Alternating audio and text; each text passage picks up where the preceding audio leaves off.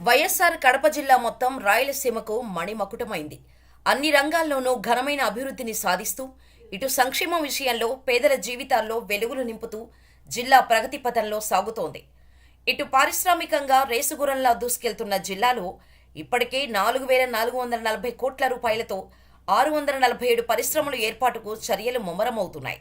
Jindal steels వారు ఏర్పాటు చేస్తున్న భారీ ఉక్కు పరిశ్రమ భారీ స్థాయిలో ఉద్యోగాలు కల్పిస్తోంది.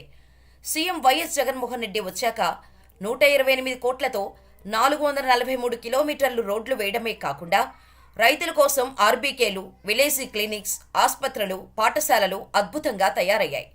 పేదింటి పిల్లలు సైతం కార్పొరేట్ స్కూళ్లను తలపించే విద్యాలయాల్లో సగర్వంగా చదువుకుంటున్నారు. దీంతో పాటు డీబీటీ, నాన్ డీబీటీ ద్వారా ప్రజలకు 15,247 కోట్ల రూపాయలు నగదు బదిలీ జరిగింది. ఇన్నాళ్లు ఒకెత్తు.